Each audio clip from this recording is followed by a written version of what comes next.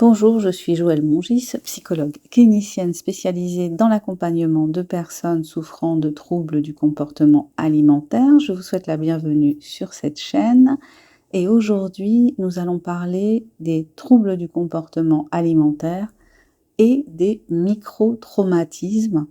Comment les micro-traumatismes peuvent donner lieu à la mise en place de troubles du comportement alimentaire. C'est parti.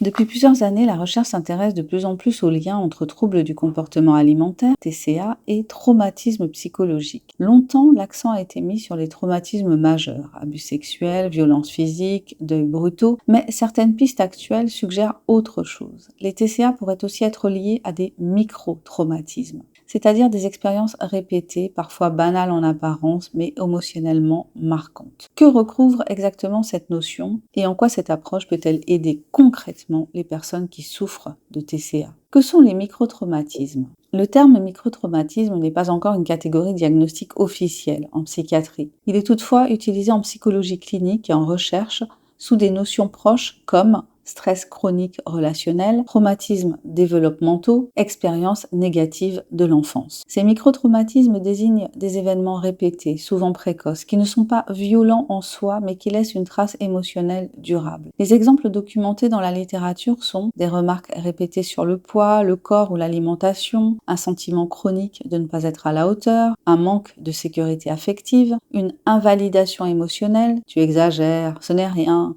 un climat familial imprévisible ou anxiogène, une pression de performance scolaire ou sociale constante. Pris isolément, ces événements semblent anodins, mais leur accumulation, surtout pendant l'enfance ou l'adolescence, peut perturber durablement la relation émotionnelle, l'image corporelle, la perception de soi. Quel lien avec les TCA? Plusieurs études montrent une corrélation robuste entre des expériences négatives précoces et des troubles alimentaires à l'âge adulte. Les TCA peuvent alors être compris non comme un problème de nourriture, mais comme une stratégie de régulation émotionnelle, une tentative de reprendre du contrôle, une façon d'anesthésier ou de contenir des affects difficiles. Restrictions, hyperphagie, vomissements ou contrôle obsessionnel peuvent temporairement réduire l'anxiété, donner un sentiment de maîtrise, détourner l'attention d'une souffrance émotionnelle diffuse. En quoi cette piste peut aider les personnes souffrant de TCA? Cette approche change profondément le regard porté sur les TCA. Premièrement, elle déculpabilise.